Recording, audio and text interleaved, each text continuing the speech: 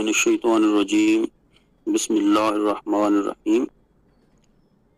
امیر صاحب آواز کلیئر ہے؟ ماشاءاللہ کلیئر ہے، آواز کلیئر ہے فرید الدین مسعود برانی صاحب۔ جی جی۔ رب اشرح لی صدری ویسر لی امری واحلل عقدۃ من لسانی یفقہوا قولی۔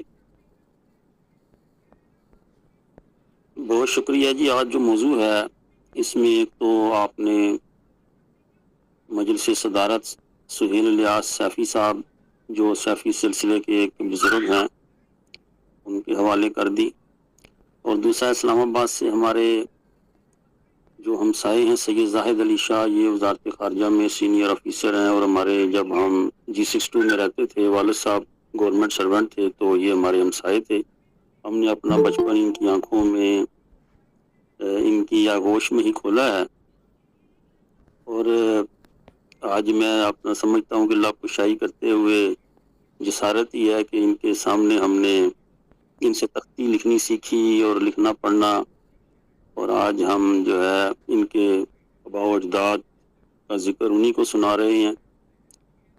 ہے تو یہ جسارت، لیکن کیونکہ ڈاکٹر یاسر ستی صاحب کا حسن ظن ہے، انہوں نے اس موضوع کے لیے بندہ ناچیز کا انتخاب کیا ہے، تو میں کوشش کروں گا کہ میں کوئی من کی بات کروں، دل کی بات کروں، کیونکہ کتابوں میں تو دفاتر بھرے ہوئے ہیں، اور یہ شخصیات جو ہیں ان کی طرف جو سفر ہے جو قرب کا، وہ محبت سے ہی طے ہوتا ہے۔ تو حضرت زین العابدین جو ہیں ان کی جو ایک تو یہ عبادت گزاروں کی زینت جو لفظ ہے، اس سے میں آغاز کروں گا گفتگو کا۔ یہ حضرت امام علی مقام حضرت حسین، ان کا جو ایک لقب ہے، وہ جو کنیت ہے وہ ابا عبداللہ ہے، اور کسی نے ان سے سوال کیا کہ آپ جو ہے جو بھی بیٹا پیدا ہوتا ہے اس کا نام عبداللہ رکھ دیتے ہیں، تو فرمایا کہ اگر میرے 100 بیٹے بھی ہوں تو میں ان کا نام عبداللہ ہی رکھوں گا، مجھے یہ بہت پسند ہے نام، عبد خدا، اللہ کا بندہ۔ اور جو بھی بیٹے ہیں وہ اصل میں جن کا ہمارے پاس نام تاریخ کربلا میں ملا ہے، حضرت جیسے جو مشہور عام نام ہیں علی اصغر، علی اکبر، سجاد، اصل میں یہ جو نام ہیں یہ عبداللہ الاوسط، عبداللہ الاصغر اور عبداللہ الاکبر، یعنی ان سب جو بچے ہیں جو اولاد ہے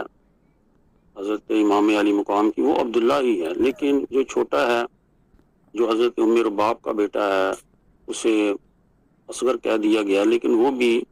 اس لیے اصغر ہے کہ اس کا نام عبداللہ ہے، وہ عبد خدا ہے، عبداللہ ہے۔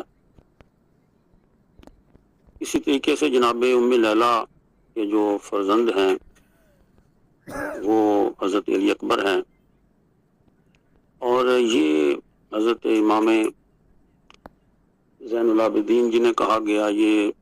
جو یزدجرد جو بادشاہ مشرف ہے، جو ایران کا بادشاہ ہے، اس کی جو بیٹی ہیں ان کے یہ بیٹے ہیں،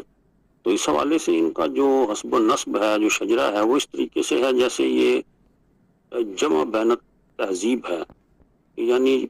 ایک طرف سے تو قریشی خون ہے والد کی طرف سے، اور وہ بنو ہاشم میں ہیں اور ہاشمی ہیں، اور دوسری طرف سے دنیا میں جو ایک پرشین امپائر کا کئی ہزار سال سے جو ایک آ رہا تھا سلسلہ، تو وہ جو فارسی تہذیب ہے اس کے بھی یہ سمجھے کہ مجمع البحرین ہے۔ یہ اس حوالے سے ایک بلند ایک نسب ہے، لیکن اس تمام ان نسب پہ کبھی فخر نہ کیا بلکہ بندہ خدا ہونے پہ فخر کیا، اور اسی حوالے سے جو عبادت ہے اس قدر عبادت کی کہ ہر دن اور رات میں 1000 جو نوافل ہیں، 1000 رکعت اس کو ادا کرنا، اور یہ تمام سلوک کی کتابوں میں اور تاریخی کتابوں میں درج ہے کہ اس قدر جو عبادت ہے، اس وجہ سے جو اس وقت کے اہل اللہ تھے انہوں نے یہ نام زبان زد عام ہو گیا زین العابدین۔ اور سید ساجدین اس حوالے سے کہ طویل سجدہ فرماتے تھے، اور سجدے آپ دیکھتے ہیں کہ جب سجدہ کوئی شخص جو کرتے ہیں، ایک تو ان کے پیشانی پہ محراب کی نشان آ جاتا ہے، اور دوسرا جو گھٹنے ہوتے ہیں وہ گھٹنے جو ہیں اس کے اوپر بھی وہ ایک نشان بن جاتا ہے، جس کو کئی دفعہ جو ہے وہ کٹوایا بھی جاتا ہے۔ اسی حوالے سے جو اونٹ جو ہے جب وہ آپ دیکھیں جب بیٹھتا ہے تو اسے بھی یہاں پر جو گھٹنے پہ ایک نشان بن جاتا ہے، اسے صفنات کہا جاتا ہے۔ تو جو صفنات اس حوالے سے جناب زین العابدین کو کہا گیا ہے کہ وہ اکثر جو تشہد کی حالت میں بیٹھنا اور سجدے میں اور رکوع، اس حوالے سے سال میں کئی دفعہ وہ گھٹنے کی وہ جو نشان ہیں ان کو کٹوایا کرتے تھے۔ اور سید صابرین اور اس حوالے سے بہت سے القابات جو ہیں وہ انہیں عطا کیے گئے ہیں۔ بہرحال آج کی جو گفتگو ہے اس کے حوالے جو ہیں جو ماخذ اکثر کیونکہ گفتگو شروع ہو جاتی ہے تو تصوف کی جو محافل ہیں ان میں حوالہ جات جو ہے وہ ان کی کمی ہوتی ہے، اس کی وجہ سے لوگ سمجھتے ہیں کہ شاید یہ کوئی سینہ بسینہ گفتگو کر رہے ہیں یا مبالغہ آرائی سے کام لے رہے ہیں۔ تو آج کے جو مصادر ہیں ان میں فضائل الحسن والحسین، یہ امام احمد بن حنبل اب ہے، اس میں سے کچھ چیزیں لی گئی ہیں، اور امام نسائی جن کی سنن نسائی کتاب بہت مشہور ہے حدیث کی، ان کی کتاب ہے خصائص امیر المومنین۔ حافظ ابو بشر کی کتاب ہے الذریۃ الطاہرۃ النبویہ۔ پھر فضائل اہل بیت ہے عبد الرحمن ابن ابی حاتم رازی کی۔ فضائل فاطمہ الزہرا ہے ابن شاہین کی۔ شواہد التنزیل ہے حاکم نشاپوری جو مورخ ہیں اور بہت مشہور ہیں، ان کی فضائل فاطمہ زہرا۔ اور زیادہ جو مقتل الحسین ہے جو الخطیب کی ہے، جس میں حضرت امام زین العابدین کی شخصیت کے حوالے سے کافی چیزیں ملتی ہیں۔ ابن اساکر ہے فضائل علی ابن ابی طالب۔ اس کے بعد امام شافعی کی کتاب ہے مطالب السوال۔ پھر مناقب علی ہے ابن جوزی کی۔ اس کے بعد ابن تیمیہ کی کتاب ہے رسالہ فضل اہل بیت۔ اور اس کے بعد جو ہے القول الجلی فی فضائل علی علامہ سیوطی۔ مجلس فی مناقب الزہرا علامہ سیوطی کی ہے۔ اور فتح الوہاب ہے۔ جواہر العقول ہے فی ذکر آل رسول، یہ عبد الرحمن ابن عبد القادر کی ہے۔ سر الشہادتین ہے شیخ عبدالعزیز محدث دہلوی کی۔ اور ایک ہیں علامہ شبلنجی نور الابصار فی مناقب اہل بیت النبی، یہ 1290 میں متوفہ ہیں۔ تو اس میں ان سب کتابوں میں سب سے پہلے میں آغاز کروں گا ابن جوزی جو ہے ان کا ایک پیرا، کیونکہ جو ہم جس شخصیت پہ گفتگو کر رہے ہیں ان کا جو مقام ہے جب تک اس سے شناسائی نہیں ہوگی، ہمیں جو ان کے اقوال ہیں اور ان کی جو منصب ہے اور جو ان کا اللہ کے حضور جو مقام ہے روحانیت میں، اس سے آگاہی نہیں ہو سکتی۔ جو ابن جوزی ہیں انہوں نے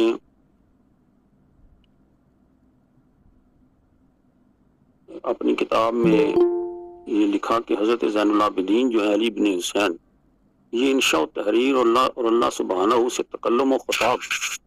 اور اس کے حضور عرض حاجات کے سلسلہ میں مسلمانوں پر حق تعلیم اور استادی رکھتے ہیں، اس لیے کہ اگر حضرت نہ ہوتے تو مسلمان یہ جان نہ سکتے کہ وہ اللہ سبحانہ سے کس طرح خطاب کریں اور کس طرح اس سے اپنی حاجتیں طلب کریں۔ اور یہ حضرت نے ہی مسلمانوں کو سکھایا ہے کہ اگر توبہ کرو تو یہ کہو، قلب باراں کرو تو یہ کہو، اور دشمن کا خطرہ ہو تو یہ کہو۔ اب یہ ابن جوزی کی کتاب میں ہے اور اس میں جو ان کا ان علی ابن الحسین زین العابدین لہو حق التعلیم فی الاملاء والانشاء وکیفیت المکالمہ والمخاطبہ وعرض الحوائج الی اللہ تعالی فإنہ لولاہ لم یعلم المسلمون کیف یتکلمون. یہ یعنی ہر شخص جو ہے، ویسے تو ہمیں حدیث میں حضور نبی کریم صلی اللہ علیہ وسلم کی حدیث ملتی ہیں، ان کی دعائیں ہیں، صحابہ کرام کی دعائیں ہیں، لیکن جس تفصیل میں جا کر حضرت زین العابدین جو ہیں انہوں نے دعاؤں میں جو اسماء الہی کا انتخاب کیا ہے، جس انداز سے پکارا ہے، اور ابھی میں حوالے کے طور پر ان دعاؤں کے جملات پیش کروں گا. صرف یہاں سے آپ اندازہ لگائیں ان کی معرفت کا، کیونکہ جس کو آپ پکار رہے ہیں، جس مالک و رب کو، جب تک آپ کو یہ پہچان نہیں ہے کہ وہ کن اختیارات اور طاقتوں کا مالک ہے، اور اس کے علاوہ آپ نے اسے پکارنا کیسے ہے، تو اگر وہ چیز نہیں ہوگی تو آپ کی کیفیت ایسے ہی ہوگی جیسا کہ حضرت موسیٰ علیہ السلام اس شخص کو کہ جو ایک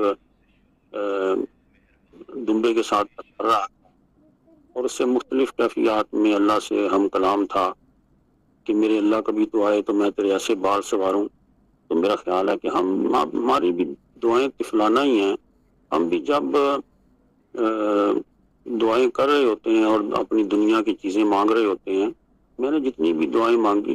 پڑھی ہیں امام زین العابدین کی، مجھے کہیں یہ چیزیں نظر نہیں آئی کہ جو دعائیں ہم جس کیفیت میں دن رات رہتے ہیں، جو طلب دنیا اور جو آخرت کا بھی تصور ہے، یا جو ہم مانگ رہے ہیں چیزیں، وہ یہ مقام بہت بلند ہے. یعنی دعا کا ایک جملہ سے اندازہ لگائیں، فَإِنَّ الشَّرِيفَ مَنْ شَرَفَ طَاعَتُهُ. اے اللہ، شریف تو وہ ہے جسے تیری اطاعت مشرف کر دے. یعنی یہ دعا کا انداز ہے کہ ہمارے ذہن میں جو شرافت کا تصور کیا، ہم شریف کسے کہتے ہیں، لیکن کیا فرما رہے ہیں، فَإِنَّ الشَّرِيفَ مَنْ شَرَفَ طَاعَتُهُ. اور غنی تو وہ ہے کہ جسے تیری اطاعت جو ہے وہ مخلوق سے بے نیاز کر دے. یعنی اس طرح کے جملات ہیں کہ جو میں آگے کوشش کروں گا کہ میں ان کو پیش کروں. تو بہرحال ہم آگے چلتے ہیں.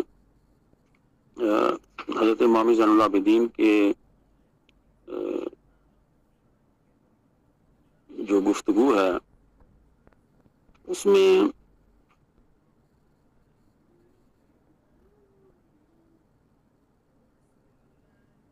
جو علامہ شبلنجی ہیں انہوں نے نقل کیا ہے، اور جناب طاؤس کے حوالے سے، کہ میں نے ایک رات حضرت امام زین العابدین کو دیکھا کہ آپ کھڑے ہو کر نماز ادا فرما رہے تھے.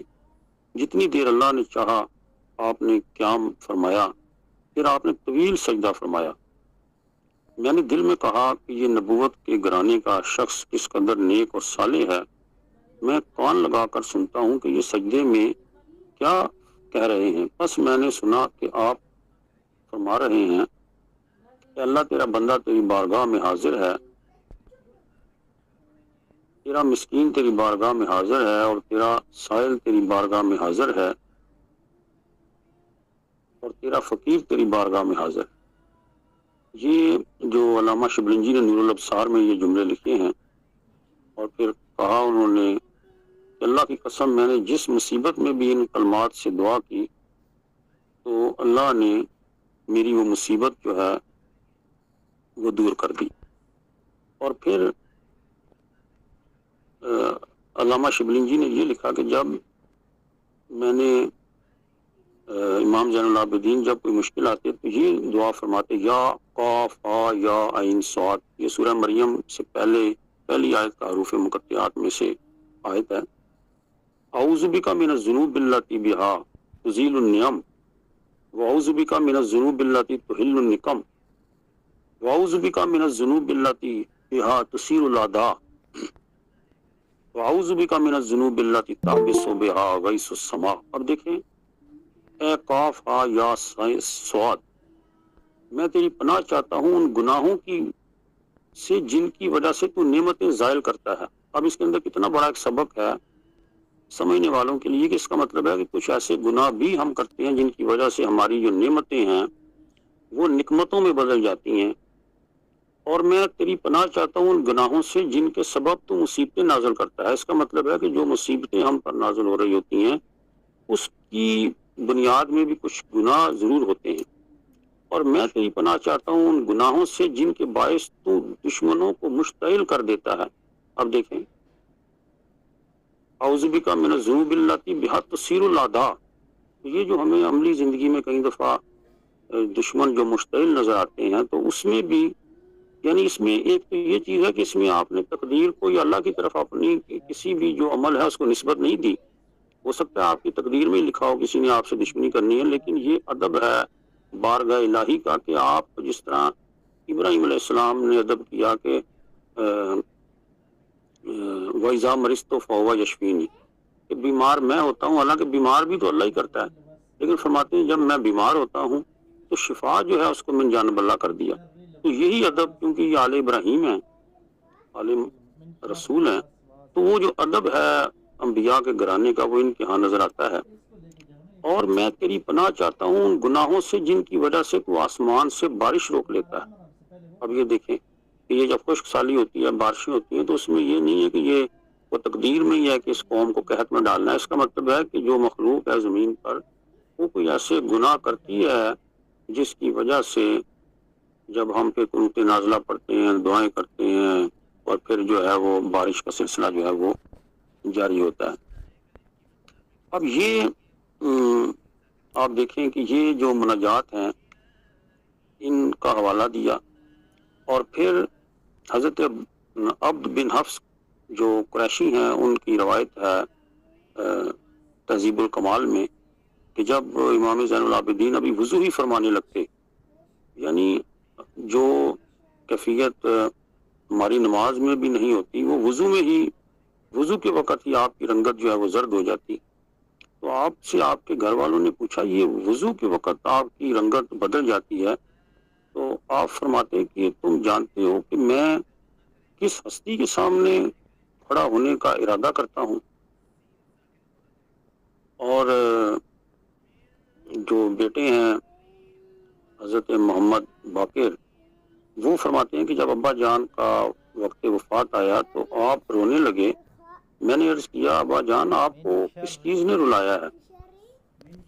فرمایا واللہ، اللہ کی قسم میں نے اللہ کی جستجو و طلب میں جس طرح، حالانکہ بیٹا کی کہہ رہا ہے کہ ابا جان میں نے اللہ کی جستجو و طلب میں جس طرح آپ کو پایا ہے اس طرح کسی کو نہ پایا، اور میں یہ اس لیے نہیں کہہ رہا کہ آپ میرے والد ہیں۔ تو کیا فرماتے ہیں امام زین العابدین؟ فرماتے ہیں کہ میرے بیٹے جب قیامت کا دن ہوگا تو ہر ایک مقرب فرشتہ نبی اور رسول اللہ کی مرضی کے تابع ہوگا، وہ جس کو چاہے معاف کر دے اور جسے چاہے عذاب دے دے۔ یعنی یہ وہ جملے ہیں اس کے جس کو زین العابدین امت مسلمہ میں کہا گیا ہے کہ انہوں نے بھی اپنی عبادت کو دلیل نہیں بنایا اللہ کی بارگاہ میں بخشش کا، بلکہ اس کی رحمت کی طرف اشارہ کیا ہے، اور اس قدر خشیت الہی حاصل تھی اور تقویٰ کے پیکر تھے کہ یعنی آنکھوں میں عبادت کے وقت جو آنسو گریہ زاری اور جو رقت قلبی ہے جو اس وقت کے تابعین زندہ تھے جنہوں نے ان کا مشاہدہ کیا ہے، وہ اس سے کتابیں جو ہیں وہ بری ہوئی ہیں۔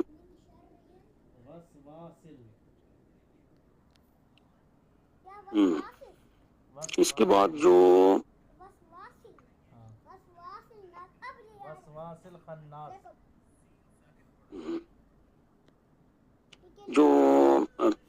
اولاد ہے وہ 11 صاحبزادے ہیں اور 4 صاحبزادیاں ہیں۔ ایک تو محمد باقر جو ہیں وہ بیٹے ہیں، اور جو حضرت زید جو ہیں جو شہید ہو گئے، جن کے حوالے سے یمن میں زیدی پورا ایک مسلک جو ہے وہ موجود ہے، زیدیہ فرقہ زیدیہ، گو کہ ان کے اپنے نظریات ہیں لیکن وہ اہل سنہ والجماعت کے کافی قریب ہیں ان کے نظریات۔ تو وہ امام زید جو امام ابو حنیفہ کے دور میں شہید ہوئے اور جن کی شہادت کی بھی حضرت امام زین العابدین نے پیشگوئی کی. اور یہ جو امام ابو حنیفہ کو جو قید رکھا گیا کیونکہ انہوں نے فتویٰ دیا تھا اس وقت کے جو ولید بن عبد الملک جو بادشاہ تھا، اور ان کا جو قیام تھا کھڑا ہونا اس ظالم حکمران کے خلاف، اس کو جسٹیفائی کیا تھا. تو اس وجہ سے امام ابو حنیفہ جو ہیں ان کو بھی پابند ثلاثہ رکھا گیا. یہ وہ ہیں امام زید شہید، حضرت عمر الاشراف، حضرت عبداللہ الباہر، یہ بھی امام زین العابدین کے بیٹے ہیں، حضرت حسین الاکبر، حسین الاصغر، حضرت عبد الرحمن، حضرت قاسم، حضرت سلیمان اور علی. یہ 11 صاحبزادے تھے، اور جو بیٹیاں ہیں ان میں ایک بیٹی کا نام حضرت ختیجہ، دوسری بیٹی کا نام حضرت فاطمہ، تیسرا حضرت غلیہ اور چوتھی حضرت ام کلثوم. یہ تذکرۃ الخفواس میں سبط ابن جوزی جو ہیں وہ انہوں نے لکھا ہے. اور ولید عبد الملک جو ہے اس نے زہر دلوایا 18 محرم یا 25 محرم تھی جب آپ کی یعنی زہر سے شہادت ہوئی. تو کیونکہ آج بھی میرا خیال ہے شاید 27-28 محرم ہو گئی ہے، تو یہ ایام شہادت ہی ہیں. اسی وجہ سے میں نے جب یاسر ستی صاحب نے موضوع کا کہا تو میرے ذہن میں آیا کہ یہ جو ایام ہیں ان ایام میں حضرت امام زین العابدین جو ہیں ان کے حضور حاضری پیش کی جائے اور ان کی جو تعلیمات ہیں تقرب الہی کی ان سے استفادہ کیا جائے. جو ان کی دعائیں ہیں جو انہوں نے مخلوق خدا کو خالق سے جوڑنے کی کوشش کی اس کو دیکھا جائے. اور پھر یہ دیکھا جائے کہ آج اس سیشن میں جتنے حاضرین ہم سب موجود ہیں، ہم میں سے کوئی بیمار ہیں، کوئی ہمارے گھروں کے مسائل ہیں، ہم کتنی بھی ہماری تکلیفیں، مصیبتیں، پریشانیاں ہو سکتی ہیں، لیکن میں سمجھتا ہوں کہ ہم سب کی پریشانیاں اکٹھی کی جائیں، بلکہ اس مخلوق کی بھی اکٹھی کی جائیں. تو جس انداز سے حضرت زین العابدین 10 محرم کے دن جو چشم دید ہیں گواہ کربلا کے واقعہ کے، اور جس انداز سے انہوں نے شہادتوں کو اپنے سامنے دیکھا اور اپنے بابا جان کو لاشوں پہ لاشیں لاتے ہوئے دیکھا، اپنے بھائیوں، بانجوں، بتیجوں کی، اور چاروں طرف پورا خاندان، تو وہ منظر، اور اس کے بعد پھر یعنی عبادات کا سلسلہ جو ہے وہ رکتا نہیں ہے. حالانکہ ہم تو شاید کوئی ذرا سا زکام لگ جائے یا ہم بخار ہو جائے، بیمار ہو جائیں، تو ہماری نمازیں اور ہمارا سارا جو تصوف ہے وہ زائل ہو جاتا ہے. لیکن یہ کیسی منزل ہے کہ پھر پیدل کربلا تک، اور پھر کربلا سے شام تک کا جو سفر، اور پھر یزید کے دربار میں جو مخاطب ہو کر جو جملات ہیں وہ ان کی شعوری پختگی کی دلیل ہے. کہ ایک مرتبہ فرماتے ہیں کہ ایک شخص جو ہے اس کو جب یزید کہتا ہے کہ تم چڑھ جاؤ اس منبر پر اور فضائل پیش کرو ہمارے خاندان کے، امام زین العابدین فرماتے ہیں کہ ہاں ٹھیک ہے، اس لکڑیوں کی اس تختے پہ چڑھ جاؤ. تو یہاں آپ دیکھیں کہ منبر وہی ہے جہاں سے اللہ اور اس کے اور قرآن و حدیث کی بات ہو. اگر آپ ظلم کی تعریف کر رہے ہیں تو وہ منبر نہیں ہے، وہ سمجھے لکڑیوں کا ایک چوکٹا ہی ہے. کہ جب یزید نے مخاطب ہو کر کہا کہ آپ علی ابن الحسین یہ بتائیں کہ کس کی فتح ہوئی ہے آج، کافی وہ مکالمہ کر رہا تھا. تو اسی اثناء میں اذان کی جب آواز بلند ہوئی اور جب اذان مؤذن نے ختم کی تو امام زین العابدین گویا ہوئے اور فرمایا کہ یزید اس اذان میں جس محمد رسول اللہ کا نام لیا گیا ہے وہ تمہارا نانا ہے یا ہمارا نانا ہے. اور آپ دیکھیں کہ جو امام زین العابدین کا جب وفات ہوئی ہے، شہادت، تو جنت البقیع میں انہیں دفن کیا گیا ہے. جنت البقیع میں اگر آپ جائیں جب، تو جہاں حضرت امام حسن کی قبر ہے، حضرت جناب سیدہ فاطمہ زہرا کی قبر ہے، اس کے ساتھ ہی امام زین العابدین کی بھی مرکز ہے. تو میں جب گزشتہ سال جب عمرے پہ گیا تو مجھے کسی شخص نے بتایا، میں مدینہ شریف سے روزہ رسول سے کافی پیدل کچھ آگے پیچھے گھومتا رہتا تھا، فراغت تھی. تو ایک دن مجھے کسی نے بتایا کہ یہاں ایک ایسا گھر ہے کہ جس کے بارے میں یہ مشہور ہے کہ وہاں امام زین العابدین واقعہ کربلا کے بعد آ کر رہائش پذیر رہے، اور ادھر ہی عبادات وغیرہ کرتے تھے، اور اسے جو ہے تو پھر میں وہاں ایک دن گیا بھی، وہ تقریباً روضہ رسول سے 1.5 کلومیٹر ہے، اور سعودی گورنمنٹ نے اسے وہ کافی آنی جو تاریں لگا کر بند کیا ہوا ہے۔ اس کے قریب کچھ دکانیں تھیں پاکستانی، 1-2 زراعت کی جو ٹیلر ہیں، ان سے میں نے پوچھا تو انہوں نے واقعا تصدیق کی کہ یہاں ہمیں بتانے پر، کیونکہ کچھ ایجنسیوں کے لوگ بھی آ جاتے ہیں تو پابندی ہوتی ہے، بہرحال یہاں امام زین العابدین رہائش پذیر رہے ہیں۔ تو میں پھر بہرحال اس گھر کے کافی چاروں طرف سے اس کو 1.5-2 گھنٹہ گھومتا رہا، دیکھتا رہا، اور اس میں کچھ اس طرح جس طرح ہمارے دیہات میں دروازے ہوتے ہیں اور اندر چھوٹے کمرے، صحن، تندور لگا ہوا، تو بہرحال وہ یعنی اب جو لوگ سمجھتے ہیں جاتے ہیں وہی بتا سکتے ہیں۔ بہرحال میں اپنے موضوع کی طرف آتا ہوں کہ جو مشاہیر امت ہیں جس میں حضرت سعید بن مسیب ہیں، یہ فرماتے ہیں کہ جو میں نے علی ابن حسین سے بڑا متقی اپنی زندگی میں نہیں دیکھا، اور پھر حضرت محمد بن مسلم زہری جو ہیں، ان کی جو کتاب ہے اس میں وہ فرماتے ہیں کہ میں نے مدینہ منورہ میں ان سے افضل کسی کو نہیں پایا، ما رأیت کرشیا افضل منہ وما رأیت افقہ منہ، میں نے قبیلہ قریش کے کسی شخص کو آپ سے افضل نہیں پایا اور نہ ہی کسی کو آپ سے بڑا فقیہ پایا ہے۔ اب حضرت زید بن اسلم جو ہیں وہ فرماتے ہیں طبقات الحفاظ میں کہ میں نے علی بن الحسین سے بڑا کوئی حافظ نہیں دیکھا، قرآن حکیم کے حافظ تھے۔ سلمہ بن دینار جو ہیں وہ فرماتے ہیں کہ میں نے علی بن حسین سے بڑا فقیہ کسی ہاشمی کو نہیں پایا۔ اسی طریقے سے امام مالک بن انس جو ہیں وہ فرماتے ہیں کہ بے شک علی بن الحسین ایک دن اور رات میں 1000 رکعت نماز پڑھا کرتے تھے، اور یہ بار بار جملہ آتا ہے، یہ تاریخ دمشق میں بھی ہے کہ ان علی بن الحسین کانا یصلی فی اليوم واللیلہ 1000 رکعت الی ان مات وکانا یسمى زین العابدین لعبادت، کہ بے شک یہ جو 1000 رکعت نماز پڑھنے کی جو عادت ہے یہ وفات تک جاری رہی، اور اسی وجہ سے آپ کا نام زین العابدین رکھا گیا۔ اب یہاں جو میں نے پہلے گفتگو میں کہا تھا کہ یعنی ہم ہماری پریشانیاں تکلیفیں دیکھیں، اور جنہوں نے اپنی زندگی میں مصائب کے پہاڑ دیکھے ہیں ان کا زندگی میں آپ دیکھیں کہ معمول دیکھیں کہ عبادات دیکھیں تو انسان کی عقل جو ہے وہ دنگ رہ جاتی ہے۔ اس کے بعد امام احمد بن حنبل جو ہیں، میں نے شاید پہلے بھی کہیں کیا تھا بیان لیکن میرے پاس حوالہ نہیں تھا، آج مجھے وہ حوالہ ملا ہے۔ یہ سوائق مورکہ میں ابن حجر ہاشمی نے لکھا ہے کہ یہ جو امام زین العابدین کا نام ہے اور امام محمد باقر کا اور یہ اہل بیت کے جو ائمہ کے نام ہیں، ایک حدیث تھی سلسلہ الذہب جسے کہا جاتا ہے، اس میں جو امام علی رضا ہیں جب انہوں نے وہ حدیث بیان کی کہ ان ابی ہے موسیٰ القاظم، ان ابی ہے جعفر الصادق، ان ابی ہے محمد الباقر، ان ابی ہے علی زین العابدین، ان ابی ہے الحسین ابن علی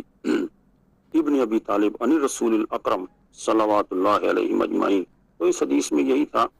کہ جو بھی من قال لا الہ الا اللہ دخل الجنہ، اس طریقے سے یہ روایت ہے۔ تو یہ جو امام احمد بن حنبل ہیں وہ فرماتے ہیں کہ لو قرأت هذه الاسناد علی مجنون لبرأ من جنت، کہ اگر یہ اسناد، یہ جو راویوں کے نام اتنے متبرک ہیں، وہ اس حدیث کی بات نہیں کر رہے، حدیث تو بہت کامل الاکمل ہے اپنی جگہ، یہ صرف جو راویوں کے نام ہیں، فرماتے ہیں اتنے یہ جو سندیں ہیں، یہ نام اتنے مبارک ہیں کہ کسی پاگل اور مجنون پہ پڑھ کر اگر دم کر دیے جائیں تو وہ پاگل پن سے نجات پا جائے گا۔ یہ صفحہ نمبر 310 پہ امام احمد بن حنبل جو جن کا ایک مقام ہے امت میں، ان کا یہ حوالہ میں نے پیش کیا ہے۔ اس کے بعد ابو نعیم احمد بن عبداللہ اصفہانی حلیۃ الاولیاء ایک مشہور زمانہ کتاب ہے، 430 ہجری میں ان کی وفات ہے، وہ فرماتے ہیں کہ علی ابن الحسین زین العابدین و منار القانتین کان عابدا وفیا وجوادا حفیا، کہ علی ابن الحسین جو ہیں یہ عبادت کرنے والوں کی زینت اور فرما برداروں کے چراغ، منار القانتین، جیسا کہ میں نے پہلے کہا کہ سید الساجدین سید الصابرین اور بہت سے صاحب الصفنات، لیکن یہ نام کم ہیں جو لوگوں کو اس سے آگاہی نہیں۔ فرما برداروں کے چراغ یعنی جو قانتین، قناعت کرنے والے ہیں، منار القانتین، عابد، وفاش یار، سخی اور رحم دل ہیں۔ اور حضرت جو امام شافعی ہیں،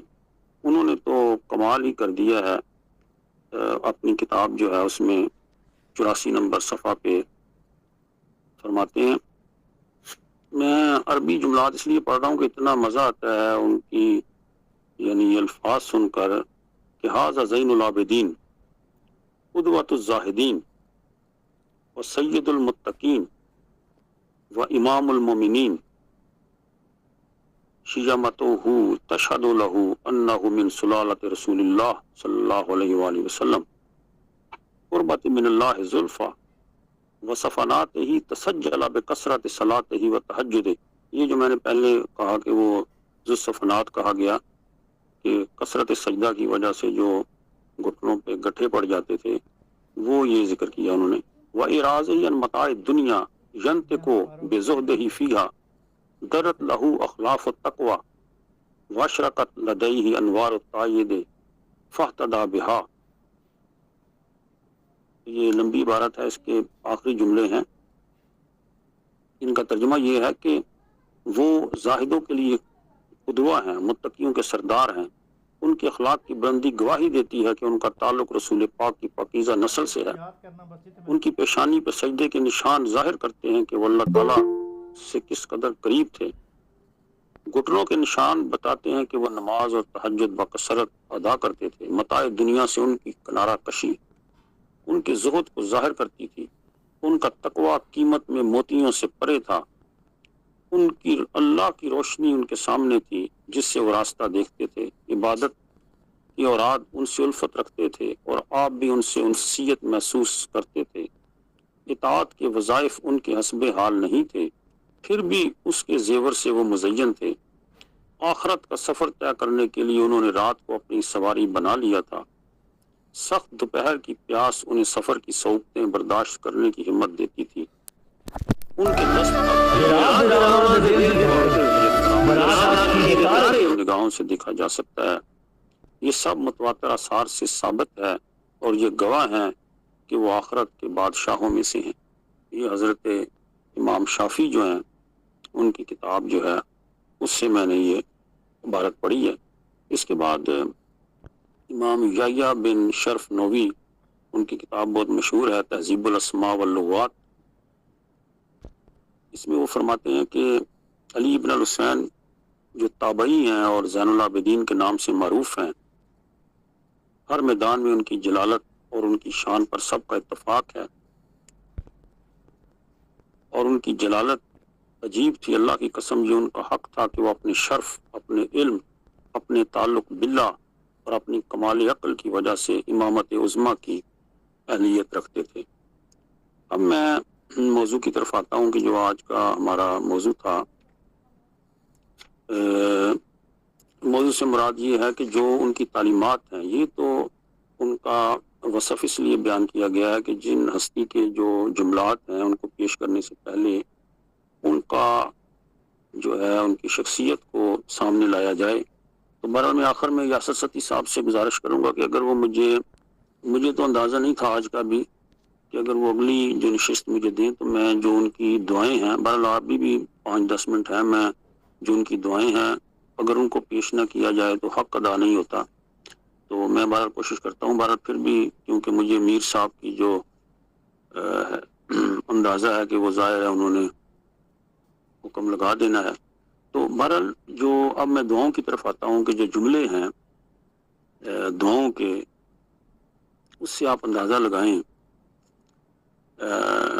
جو دعائیں ہیں۔ سبحانک نحن المسترون، یا اللہ ہم تو وہ پریشان اور لاچار ہیں جن کی دعا کو قبول کرنا تو نے ضروری قرار دیا ہے، اور وہ گرفتاران بلا ہیں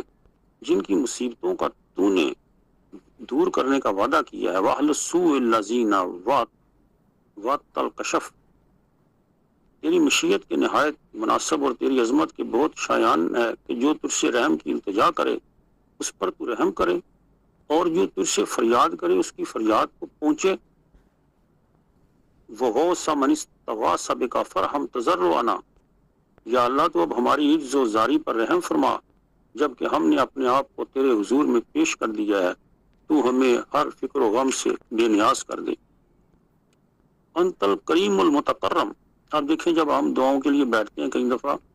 تو اپنی دل سے اگر ہمارے پاس پڑھی لکھی دعا نہ ہو تو ہم بس یہی کہتے ہیں یا اللہ یہ دے دے یہ دے دے، لیکن آپ دیکھیں خاندان اہل بیت کا فرد جس نے زندگی تکلیف و مشکلات میں دیکھی ہے،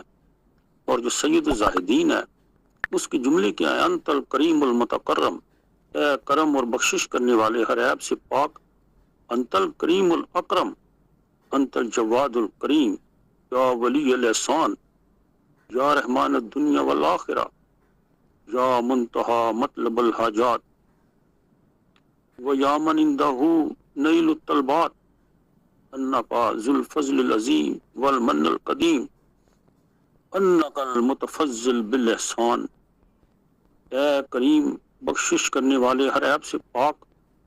جو صفا کرنے والا ہے، بزرگ و برتر ہے۔ یعنی یہ دعا کا ادب دیکھیں کہ مانگنے سے پہلے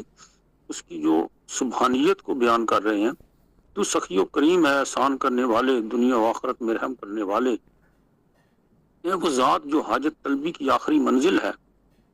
اے وہ ذات جس سے مرادیں پوری ہوتی ہیں، بے شک تو بڑے فضل والا ہے اور قدیم الاحسان ہے، بہت زیادہ احسان کرنے والا ہے، بہت بخشنے والا ہے۔ اور پھر فرماتے ہیں اللہ میرے ذمہ کتنے ایسے حقوق ہیں جو مجھے یاد ہیں، اور کتنے ایسے ظلم ہیں جو مجھے بھول چکے ہیں، لیکن وہ سب کے سب تیری ان آنکھوں کے سامنے ہیں جو خواب آلود نہیں ہوتی اور تیرے اس علم میں ہیں جس میں فروگزاشت نہیں ہوتی۔ لہذا جن لوگوں کا مجھ پر کوئی حق ہے اس کا انہیں عوض دے کر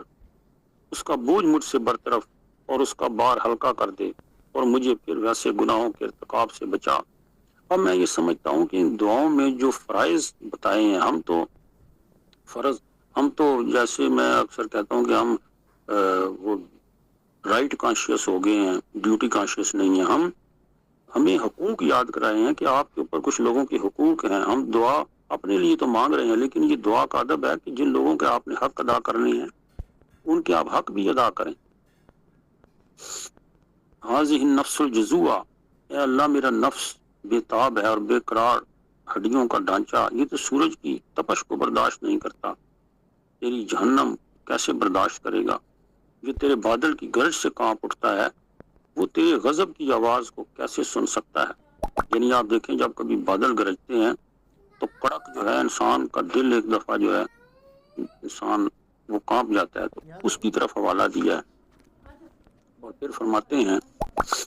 اب یہ ہے وہ جس کی طرف شاید میں تو کئی دفعہ سوچا کہ ہم ساری زندگی نہیں سوچتے، یہ دعا مانگتے، جو ہماری یہ وجود ہمارا حق نہیں تھا، یہ جو پیدائش ہے۔ دیکھیں کہتے ہیں یا اللہ انا صغیر الذی ربیتہ، اس کا ترجمہ کسی شخص نے کیا اور اتنا مزہ آیا کہ یا اللہ میں وہ ننھا منا ہوں کہ جس کو تو نے پالا ہے، پرورش کی ہے، میری صورت کی آج تکمیل ہو گئی ہے، میرے اندر اعضاء و جوارے ودیت کی ہے، اور تو نے تو اپنی کتاب میں ذکر کیا ہے کہ میں پہلے نطفہ تھا، پھر منجمد خون ہوا، ثم مضغہ ثم عظمہ، پھر میں گوشت کا ایک لتھڑا ہوا، پھر ہڈیوں کا ایک ڈھانچہ، اور پھر ان ہڈیوں پر گوشت کی تہیں چڑھا دی، پھر جیسا تو نے چاہا ایک دوسری طرح کی مخلوق بنا دیا، اور جب میں تیری روزی کا محتاج ہوا، تیرے لطف و احسان کی دستگیری سے بے نیاز نہ رہ سکا، تو نے اس بچے ہوئے کھانے پانی میں سے جسے تو نے اس کنیز کے لیے جاری کیا تھا، جس کے شکم میں تو نے مجھے ٹھہرایا اور جس کے شکم میں مجھے ودیت کیا، میری روزی کا سرو سامان کر دیا، امت کلتی اسکنتنی جوفہا ودوتنی قرار رحمہا، یعنی یہ وہ منزل ہے کہ جس میں انسان کو اس کی پہچان دی ہے کہ اب بندے تو نے کبھی ان احسانات کا شکر کیا ہے؟ اور پھر فرماتے ہیں یہ جملہ تو میں اکثر جو ہے اس کو دہراتا ہوں کہ وَأَنْتَ الَّذِي تَسْعَى رَحْمَتِ امام غضب، تو وہ ہے میرے مالک جس کی رحمت اس کے غضب کے آگے آگے چلتی ہے۔ کتنا یہ جملہ، اور تو وہ ہے جس کی عطائیں فیض و عطا کے روک لینے سے زیادہ ہیں۔ وانت الذی یطاعہ اکثر من منع وانت الذی اطسع الخلائق کلہم فی وسع، اور تو وہ ہے جس کے دامن وسعت میں تمام کائنات سمائی ہوئی ہے۔ اور آخری جملے ہیں وانت الذی زدت فی الصوم علی نفسک، تو وہ ہے جس نے اپنے بندوں کے لیے لین دین میں اونچے نرخوں کا ذمہ لیا ہے، اور یہ چاہا ہے کہ وہ جو سودا تجھ سے کریں اس میں انہیں نفع ہو اور تیری طرف بڑھنے اور زیادہ حاصل کرنے میں کامیاب ہوں۔ چنانچہ تو نے کہ جو مبارک نام والا بلند مقام والا ہے، تبارک قسموں کا وتعالیت من جا بالحسنہ، فرمایا ہے تو نے کہ جو نیکی لے کر آئے گا اس کا گناہ اجر۔ اب یہ جو دعائیں ہیں، ان دعاؤں میں آپ مجھے ماہ رمضان کی ایک دعا ہے، اس کا صرف ایک جملہ پیش کر کے اجازت لوں گا۔ ہم رمضان میں اکثر دعائیں کرتے ہیں، جو رمضان کا چاند دیکھنے کی دعا ہے، آپ دیکھیں کہ ہم نے کتنی دفعہ چاند دیکھا ہوگا زندگی میں، لیکن دعا فرماتے ہیں امام زین العابدین کی دعا کا جملہ ہے استقبال رمضان، ہم تو استقبال رمضان کھجوریں اور چاٹیں کھا کے کرتے ہیں۔ فرماتے ہیں کہ اللہ یہ جو اب چاند ہے یہ طلوع ہوا ہے، اب یہ آہستہ آہستہ یہ 14ویں کا چاند ہوگا، پھر آہستہ آہستہ یہ باریک ہوتا جائے گا۔ اے میرے مالک، اسی طرح میرے کندھوں پہ بھی، میری پیٹھ پہ گناہوں کے بوجھ ہیں، ایسے نہ ہو کہ یہ دن گزرتے جائیں تو یہ بوجھ برقرار رہے، بلکہ جیسے جیسے یہ چاند باریک ہوتا جا رہا ہے، اس کی منزلیں گھٹ رہی ہیں، اسی طریقے سے اے میرے پروردگار، میرے جو گناہ ہیں آہستہ آہستہ یہ بھی مدھم ہوتے جائیں، اور ایک ایسا وقت آئے کہ یہ بالکل بے نام و نشاں ہو جائیں۔ تو آپ دیکھیں کہ یعنی جو اس کائنات کی مثالیں ہیں اور دعاؤں کے اندر جو جملات ہیں، ان سے اندازہ ہوتا ہے ان کے قرب الہی کا، اور اللہ سے جو ہم کلامی ہے، جو گفتگو ہے۔ اور یہی آپ دیکھیں حدیث قدسی میں بھی وارد ہوا ہے، میں نے کہیں پڑھا کہ من شغلہ ذکری ان مسالاتی، کہ اللہ کریم فرماتے ہیں کہ جو شخص میرے ذکر میں اس طرح کھو جائے کہ اسے دعا کا خیال نہ رہے، تو میں جو سوال کرنے والوں کو دیتا ہوں اس سے زیادہ اسے دوں گا، آتی تو افضل ما آتی السائلین۔ اور یہ جو منزل ہے یہ مجھے امام زین العابدین کے مکتب میں نظر آتی ہے کہ دعائیں اگر آپ پڑھتے چلے جائیں، یعنی 200-250 دعائیں ہیں، اس میں عید الفطر کی دعا ہے، رمضان کی دعائیں ہیں، بیماری کی دعائیں ہیں، تو اس میں وہ ایسے لگتا ہے کہ مسئلہ جو ہے وہ پتہ نہیں کہاں رہ گیا۔ اللہ کریم کی محبت جو ہے وہ اتنی غالب ہے کہ بس وہ اس کی تعریف کرتے جا رہے ہیں۔ اب ایک دعا ہے، اس سے میں اختتام کروں گا۔ بیماری، ظاہر ہم سب لوگ بیمار ہوتے ہیں، تو جو انہوں کی دعا ہے اطراف گناہ کے سلسلے میں دعا ہے، جو بیماری میں دعا ہے، اس میں ایک جملہ فرماتے ہیں کہ اللہ کریم مجھے نہیں معلوم کہ ان دو حالتوں میں سے، یعنی ایک بیماری کی حالت جو ہے اور ایک جو شفا کی حالت ہے، کس حالت پر تیرا شکریہ جو ہے تو مستحق ہے، اور ان دونوں وقتوں میں سے کون سا وقت تیری حمد و ستائش کے زیادہ لائق ہے؟ آیا صحت کے لمحے ہیں جن میں تو نے پاکیزہ روزی کو میرے لیے خوشگوار بنایا اور اپنی رضا و خوشنودی اور فضل و احسان کی طلب میرے دل میں پیدا کی، یا یہ بیماری کا زمانہ جس کے ذریعے میرے گناہوں کو دور کیا اور نعمتوں کے تحفے عطا فرمائے، تاکہ ان گناہوں کا بوجھ ہلکا کر دے جو میری پیٹھ کو گراں بار بنائے ہوئے ہے، اور ان برائیوں سے پاک کر دے جن میں میں ڈوبا ہوا ہوں، اور توبہ کرنے پر متنبہ کر دے، اور گزشتہ نعمت تندرستی کی یاد دہانی سے گناہوں کو محو کر دے، اور اس بیماری کے اصلاح میں کاتبان اعمال میرے لیے وہ پاکیزہ اعمال بھی لکھتے رہیں جن کا نہ دل میں تصور ہوا، نہ زبان پر آئے، اور نہ کسی عضو نے اس کی تکلیف گوارا کی۔ اے اللہ، یہ تیرا فضل و احسان تھا جو مجھ پر ہوا، مجھے گزشتہ گناہوں کی علائش سے پاک اور صاف کا برائیوں کو نیست و نابود کر دے، اور تندرستی کی لذت سے کامران اور صحت کی خوشگواری سے بہرہ مند فرما دے۔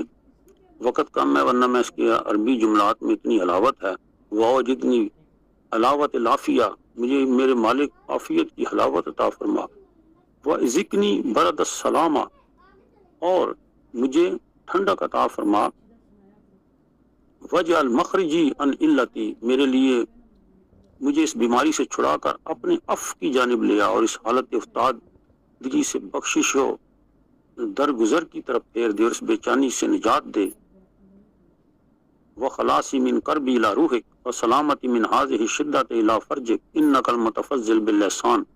المتول بالامتنان الوهاب الکریم ذو الجلال والاکرام. یہ دعا مکمل ہو گئی. اور آپ دیکھیں یہ دعا ہے کوئی ایک صفحے کی، لیکن آخری جملے کیا ہیں کہ اپنی راحت اور اس شدت و سختی کو دور کر کے کشائش و وسعت کی منزل تک پہنچا دے میرے مالک، اس لیے کہ تو بے استحقاق احسان کرنے والا ہے اور گراں بہار نعمتیں بخشنے والا ہے. تو ہی بخشش و کرم کا مالک ہے اور عظمت و بزرگی کا سرمایہ دار ہے. اب وقت کم ہے، میں یہیں پر وقف کرتا ہوں اور اس چیز کی گزارش کرتا ہوں کہ اگر اگلی جمعرات وقت ہو تو جو باقی دعائیں رہ گئی ہیں ان دعاؤں میں جو جملات ہیں وہ پیش کیے جائیں، کیونکہ آج تو زیادہ وقت تعارف میں لگ گیا. جو ان کا تعارف ہے جس شخصیت کا کہ جو جن کی دعائیں پیش کی جا رہی ہیں. اس کے بعد جو دعائے وداع رمضان ہے، استقبال رمضان کی دعا تو ہے، جو وداع رمضان کی دعا جو ہے وہ بھی انشاءاللہ اگلی مرتبہ میں پیش کروں گا. پھر جو ختم قرآن کی دعائیں تو ہم سب پڑھتے ہیں اور اکثر قرآن حکیم کے آخری صفحے پہ لکھی ہوتی ہے، لیکن یہ جو ختم قرآن کی، کیونکہ امام زین العابدین خود بھی حافظ قرآن ہیں، تو مثلا 3-4 دن میں قرآن اگر ختم فرماتے ہیں تو اس کی اختتام پر جو دعا ہے وہ دعا کا ایک جملہ جو ہے وہ سننے کے لائق ہے. وہ تو ہمیں زندگی میں توفیق ہی نہیں ملتی کہ ہمارا قرآن ختم ہو، لیکن کم از کم دعا ہے تو ختم قرآن جو ہے اس کا حق یہی ہے کہ قرآن ختم کر کے وہ دعا کی جائے جو روح کو اور سینے کو ایک دفعہ جو ہے وہ گرما دیتی ہے. اللہ کریم سے دعا ہے کہ امام زین العابدین کا جو پیغام ہے تقرب الہی، تعلق باللہ، دعا کے ذریعے اللہ کے حضور مقام حاصل کرنا، اللہ کریم ہمیں بھی وہی ذوق عبادت، وہی ذوق عطا فرمائے. ربنا تقبل منا انک انت السمیع العلیم. جزاک اللہ جی. جناب محترم فرید الدین مسعود برانی صاحب، آج آپ نے اپنے موضوع حضرت زین العابدین رضی اللہ تعالیٰ عنہ کے تعارف اور عبادات اور کچھ دعائیں، تو میں اس پروگرام کے منتظم جناب محترم ڈاکٹر یاسر حسین ستی صاحب سے درخواست کروں گا کہ اگلی دفعہ آپ کا پروگرام رکھیں تاکہ یہ آپ کا جو عنوان اور مضمون ہے وہ مکمل ہو جائے. اب ہم بڑھتے ہیں آگے پروگرام کے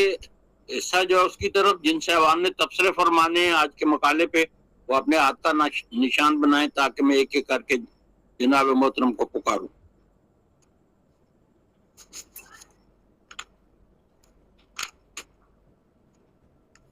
جی سارا سید صاحبہ نے ہاتھ کا نشان بنایا. جی السلام علیکم ورحمۃ اللہ وبرکاتہ. وعلیکم السلام. جی ماشاء اللہ بہت ہی بہترین اور عمدہ مقالہ. ایک تو میرا سر سے یہ سوال ہے کہ آپ نے جتنی دعاؤں کا تذکرہ کیا اور مصادر بھی آپ نے بہت تفصیل سے بیان کیے، تو آپ نے یہ مختلف مصادر سے الگ الگ لے کے پھر دعائیں ہمیں بتائی ہیں، کیا کلیکٹیولی اس کا کوئی مجموعہ موجود ہے اور وہ اردو ٹرانسلیشن کے ساتھ ہی موجود ہے؟ پہلا سوال. اور دوسرا سوال سر میرا یہ ہے کہ عنوان ہے کہ روحانیت کے جو طالبین ہیں ان کے لیے ابتدائیہ. تو سر اس میں تو ابتدا اور انتہا ہمیں سارا کچھ اکٹھا مل رہا ہے، تو اس سے کیا مراد ہے؟ یعنی روحانیت کے جو طالب علم ہیں یا طالبین ہیں ان کے لیے ابتدائیہ کس طرح سے ہے یہ؟ جزاک اللہ. جی فرید الدین مسعود برانی صاحب. ہاں جی، اس میں پہلی بات تو یہ ہے کہ یہ جو مصر کے جو علماء ہیں جن میں شیخ طنطاوی جوہری مصری ہیں اور اس کے علاوہ استاد محمد کامل ہیں اور اس کے علاوہ جو کلیہ شریعہ اسلامیہ مصر کے افاضل ہیں، یہ تمام ایک پورا مضمون ہے. یہ مصر میں بہت زیادہ تحقیق ہوئی اور یہ جامعہ مصریہ میں بھی جو الادب فی مصر الاسلامیہ، وہاں جو تمام علماء نے تصدیق کی ہے کہ یہ صحیفہ کاملہ کے عنوان سے اور صحیفہ سجادیہ کے عنوان سے اس کو مفتی جعفر حسین صاحب نے اس کو ایک کتاب کی شکل دی ہے. بہرحال اسے اس کے علاوہ بھی بہت سی دعائیں ہیں، جس میں دعائے ابو حمزہ شمالی ہے جو انہوں نے اپنے ایک رفیق کو لکھوائی. تو ان دعاؤں کی جو جملات ہیں اور اس کی جو گہرائی اور گہرائی ہے، اس سے اندازہ ہوتا ہے کہ یہ واقعاً یہ مصدقہ ہیں، اور یہ دعائیں جو ہیں ان کو صحیفہ سجادیہ کی شکل میں، یا اس کو زبور آل محمد بھی کہا گیا ہے، یہ پرنٹڈ فارم میں مل جاتی ہے بازار سے. اور اس کا جو مقدمہ ہے اس میں ہی بہت سے جو مصر کے علماء ہیں انہوں نے، اور یہ ملت اسلامیہ میں تمام علماء کرام اس سے متفق ہیں کہ یہ واقعاً یہ انہی کی دعائیں ہیں. ایک تو یہ ہو گیا. دوسرا جو آیا کہ اصل میں جو روحانیت کا سفر ہے وہ دعا سے ہی شروع ہوتا ہے، کیونکہ جس طرح سے بچہ روتا ہے تو ماں اسے دودھ دیتی ہے. تو یہ جو اگر یہ ایسے نہیں ہو سکتا کہ ایک بندہ دعا بھی نہ کرے، پکارے ہی نہ، گھر بیٹھا رہے اور وہ عبادت بھی کر رہا ہے، وہ اپنا مقصد ہی کلیئر نہیں ہے اس کو کہ میں نے جانا کدھر ہے. تو یہ روحانیت کا سفر تو نیت سے شروع ہوتا ہے، ارادے سے، اور پھر پکارنے سے، اور ظاہر بار بار اللہ کے حضور تڑپنے پڑکنے سے، اور اس کے حضور گریہ ازاری سے. یہ دعاؤں کا اور آنسوؤں کا سفر ہے. یہ جس کو ہم مقامات کہتے ہیں یا وہ تو ایک علیحدہ بات ہے، لیکن میں سمجھتا ہوں یہ ابتدائیہ اس حوالے سے کہا تھا کہ یہ تصوف کی ایک سمجھیں کہ پریپ کلاس ہے. اگر ایک دعا ایسے کبھی نہیں ہو سکتا انسان کہ جو تڑپا نہیں، جس نے دعائیں نہیں کی اور اس کو زندگی میں کوئی مقام مل گیا. تو یہ جو دعا ہے اس کو اس لیے ابتدائیہ اس لیے نام دیا موضوع میں کہ یہ دعا ہی ابتدا ہے روحانی سفر کی. اور روحانی سفر سے مراد ہے کہ انسان کا جو خدا کی طرف پرواز ہے. ویسے تو دیکھیں دنیا میں جتنی بھی دعائیں ہیں، کرسچنز میں بہت دعائیں لکھی گئی ہیں. جو زبور ہے جو آج بھی موجود ہے، وہ واقعاً جو توریت ہے اور اس میں جو انجیل کے کچھ الفاظ ہیں اس میں تو تحریف ہوئی ہے، لیکن زبور آج بھی آپ پڑھیں تو اس میں ایسے لگتا ہے کہ وہ اس میں دعائیں ہیں. اور باقی دنیا میں جو وید ہے اور جتنی بھی مکتب ہیں دنیا میں، وہ ایک تعلق قائم کرنے کے لیے ہیں کہ آپ جس ہستی سے یعنی کنیکٹ ہونا چاہتے ہیں، تو اگر آپ کو اس کی پہچان ہی نہیں ہے، معرفت ہی نہیں ہے کہ میں جس کی طرف سفر کر رہا ہوں اس کے اصول کیا ہیں اور میں مانگنا کیا چاہتا ہوں. پہلی تو بات یہ ہے کہ معلوم ہی نہیں کہ میں نے جانا کدھر ہے اور میں نے مانگنا کیا ہے. تو ان دعاؤں سے میرا خیال ہے جو ہمارے اسلاف ہیں، بزرگان ہیں، انہوں نے انسان کا مقصد کلیئر کیا ہے. ان دعاؤں میں یہ الفاظ ہیں کہ پہلے تو تزکیہ نفس کا درس ہے. جیسے دعا میں پہلے میں نے کہا کہ یا اللہ میرے وہ گناہ بخش دے، وہ بخش دے جن سے میری نعمتیں چھن جاتی ہیں، جن سے مجھے جو ہے وہ، اب دیکھیں نا بہت سی ایسے گناہ ہیں جن سے دعائیں رک جاتی ہیں. اب وہ کیا کون سے گناہ ہیں؟ تحبس الدعا، وہ مجھے تو نہیں پتا. تو مجھے پہلے اللہ کے حضور یعنی حاضر ہونے کے لیے اور یہ پوچھنے کے لیے کہ مجھے کوئی مقام ملے، وہ تو بعد کی بات ہے. پہلے تو اپنی معافی تلافی اور توبہ کرنی ہے، اپنا تزکیہ کرنا ہے. تو اس کے لیے میرا خیال ہے دعا سے بڑی کوئی چیز نہیں. باقی تو ہر شخص کا مقدر ہے کہ وہ خدا کی طرف کتنا سفر کرتا ہے اور وہ کس طرح اس کو اللہ کی بارگاہ سے نوازا جاتا ہے. کیونکہ ہر شخص جو ہے اس کو تقویٰ، زہد، اخلاص، ایمان، اس میں سے حصہ تو ملتا ہے. اور جس طرح حدیث بھی ہے کہ نماز میں تمہارا اتنا حصہ جتنی تمہاری توجہ ہے. تو میں سمجھتا ہوں نماز میں ہماری اتنی توجہ نہیں ہوتی، دعا میں انسان کی کامل توجہ ہوتی ہے. تو جتنی توجہ ہوگی دعا میں اسی قدر میرا خیال ہے کہ اسے انسان کو نوازا جائے گا. اب دیکھنا یہ ہے کہ وہ کیا مانگ رہا ہے اور جسے مانگ رہا ہے اس کے ساتھ اس کا کیسا تعلق ہے. یہ ایک بات جو ہے یہ تشنیعی طلب ہے جس کا میں خود بھی طالب علم ہوں. ٹھیک ہو گیا جی، ماشاءاللہ. دعاؤں سے ہی اللہ یاد بھی آتا ہے. آگے بڑھتے ہیں. سمیہ بانو صاحبہ نے بات کرنی ہے. ڈاکٹر سمیہ. بسم اللہ الرحمن الرحیم. السلام علیکم ورحمۃ اللہ وبرکاتہ. سب سے پہلے تو مسعود الدین برہانی صاحب اس بات پر مبارکباد کے مستحق ہیں کہ آپ نے اس عنوان کا انتخاب کیا ان دنوں میں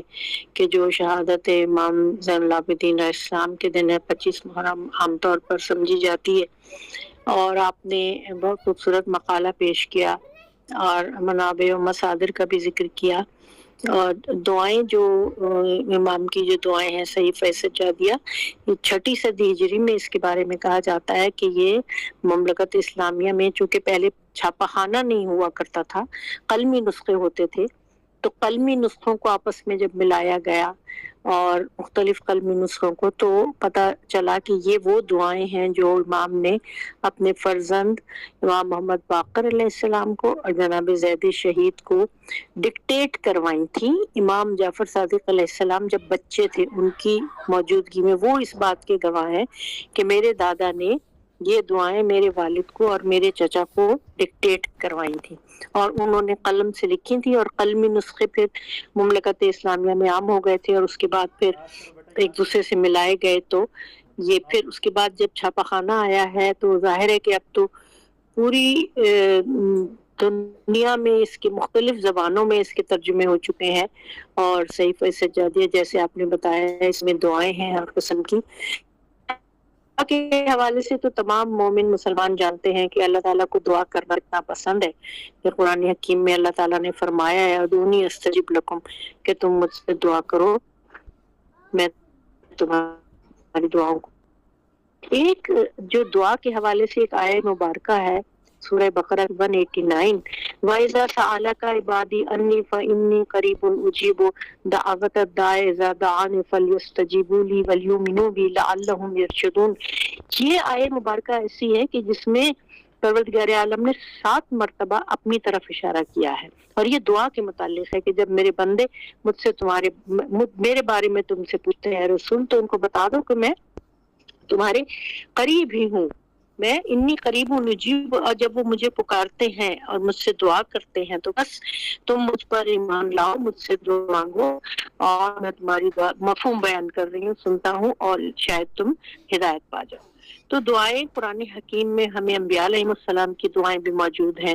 اور میں جناب موسیٰ علیہ السلام کی دعا ہے رب اشرح لی صدری ویسر لی امری واحلل عقدۃ من لسانی یفقہوا قولی۔ جناب عیسیٰ علیہ السلام کی دعا بھی ہے مائدہ کے بارے میں۔ جناب ابراہیم علیہ السلام کی دعائیں بھی ہیں، جب وہ خانہ کعبہ کی دیواروں کو بلند کر رہے تھے تو حضور کے لیے، حضور کی بعثت کے لیے جو دعا کی تھی، ربنا وابعث فیہم رسولا منہم یتلو علیہم آیاتک ویعلمہم الکتاب والحکمہ ویزکیہم، یہ دعا جناب ابراہیم علیہ السلام کی، جس کا جواب دعا سورہ جمعہ کی آیت نمبر 2 میں ارشاد فرمایا گیا اللہ تعالیٰ نے۔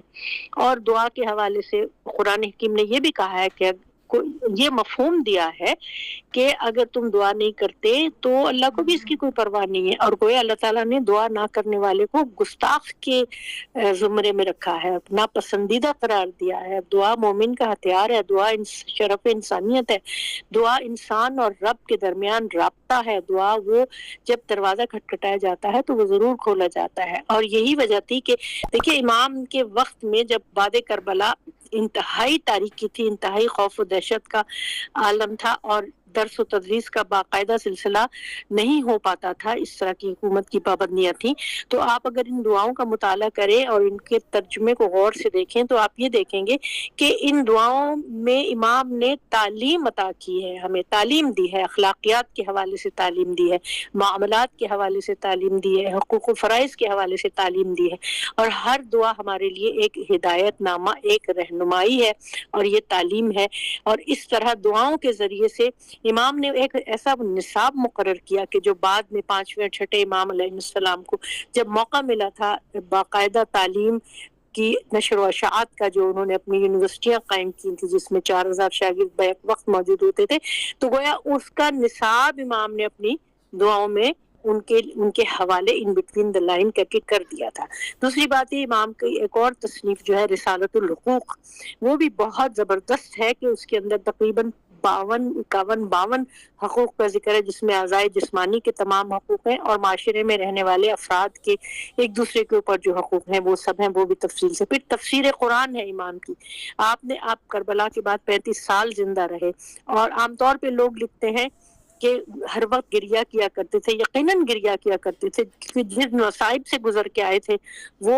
انسان کو ہمیشہ ہمیشہ کے لیے خون کے آنسو رلا دینے کے لیے کافی ہے۔ اور یہ بات کل کے فورم پہ بھی ہوئی تھی کہ جی کیا ہوا تھا، کیسے ہوا تھا، کسی کو کچھ نہیں پتا، لوگوں نے ایسے ہی لکھ دیا۔ امام تو چشمدید گواہ ہیں، تمام واقعے کے گواہ ہیں، اور کربلا کے خون کے بھی گواہ ہیں، کوفہ کے بازار کے بھی گواہ ہیں، کوفہ کے دربار کے بھی گواہ ہیں،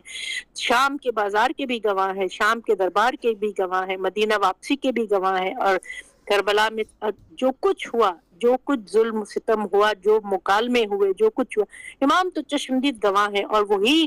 واقعات اور وہ جو ہیں وہ ہم تک پہنچے ہیں، یہاں تک جو ہم آج 1400 سال تک ان واقعات کو بیان کرتے ہیں اور ایک پھر گریہ کرتے ہیں اور پھر ہم احتجاج کرتے ہیں۔ یہ ہمارا احتجاج ہے ظلم و ستم کے خلاف۔ اگر یہ ابلاغ نہ ہوتا بعد کربلا تو کربلا کا خون بھی کربلا کے مٹی میں، صحرا میں دفن کر دیا جاتا، اور مجھ تک اور آپ تک یہ قیام حسینی کے مقاصد تک نہیں پہنچتے تھے۔ یہ احسان ہے امام زین العابدین علیہ السلام کا اور بی بی زینب سلام اللہ علیہا کا کہ انہوں نے ابلاغ کیا اس کو اور وہاں تک پہنچایا، اور آج ہم تک یہ بات پہنچی ہوئی ہے۔ جی بس مجھے اتنا ہی کہنا ہے، کہنے کو تو بہت ہے لیکن میرے پاس وقت، میں اور لوگوں کا وقت نہیں لینا چاہتی۔ شکریہ۔ ماشاءاللہ بہترین تبصرہ ہو گیا، بہت معلومات ملی۔ اب ہم اختتام تک پہنچ چکے ہیں اور میں جناب محترم سہیل الیاس بٹ صاحب سے درخواست کر رہا ہوں کہ وہ صدارتی خطبہ عطا فرما دیں۔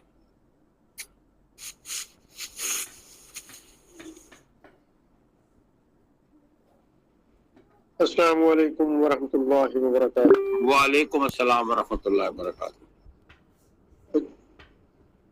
یہ ٹائم میرے خیال سے کافی زیادہ ہو چکا ہے۔ جی جی آپ ارشاد فرمائے، اسی لیے میں آپ نے آپ کو دعوت دی ہے۔ 11 بجے کل ٹائم تھا، 5 منٹ اوپر ہو گئے۔ جی آپ جی اور انشاءاللہ آئندہ نشست میں بھی آپ نے اچھا کیا کہ اسی موضوع کو لے کے چلیں آگے انشاءاللہ انشاءاللہ۔ اور امید ہے انشاءاللہ آئندہ جو سیشن ہوگا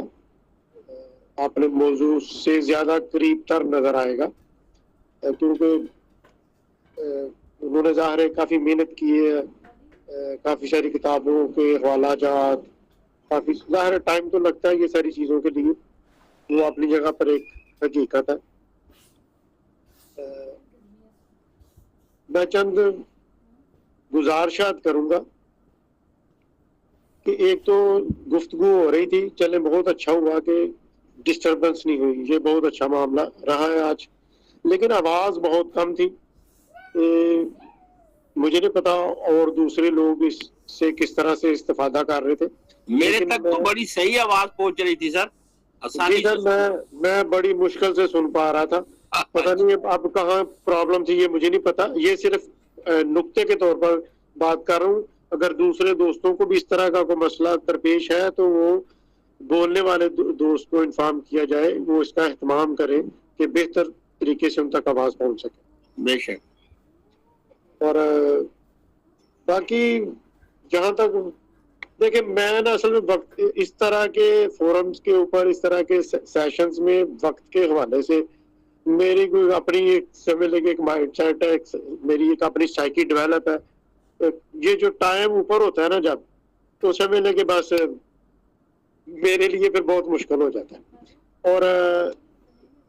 ساتھ میں یہ بھی ریکویسٹ کروں گا کہ یہ جو سوالوں جو آپ کو والا سلسلہ ہوتا ہے، یہ تبصرے والا سلسلہ ہوتا ہے، اس کو تھوڑا سا میرے خیال سے تھوڑا ٹائم زیادہ دینا چاہیے۔ کیوں مثال کے طور پر اگر ایک بندے نے 30 منٹ گفتگو کی ہے تو کم از کم 20 منٹ کے لیے سوال جو آپ یہ تبصرے کے لیے ضرور ٹائم ہونا چاہیے۔ باقی ظاہر تلاوت پاک قرآن پاک ہونی ہے۔ یہ گزارش یہ کرنی ہے کہ ہم 30 منٹ ہی مقرر کو دیتے ہیں، لیکن مقرر سمندر ہے معلومات کا، وہ سمندر کو روکنا میرے لیے مشکل ہو جاتا ہے۔ آج یہی ہوا کہ جی بالکل بالکل ہے، معذرت کے ساتھ یہ آج کے سیشن میں مجھے سب سے اچھی بات یہ لگی ہے کہ ٹائم بے شک 30 منٹ تھا، لیکن وہ انہوں نے اگر بولنا چاہے تو آپ نے ان کو بولنے دیا۔ یہ سب سے مثبت ترین میرے لیے جو ہے نا آج جو ہے نا فیلنگ تھی کہ اگر کوئی بول رہا ہے، بولنے کے لیے آپ نے ان کو ٹائم دیا ہے، موضوع دیا ہے، تو بولنے دیں ان کو۔ ہم ان کو سننے کے لیے ہی بیٹھے ہیں، ایک کی بجائے 2 نشستیں ہو جائیں، 3 ہو جائیں، کوئی بات نہیں، ان کو بولنے دیں، سنیں ان کو۔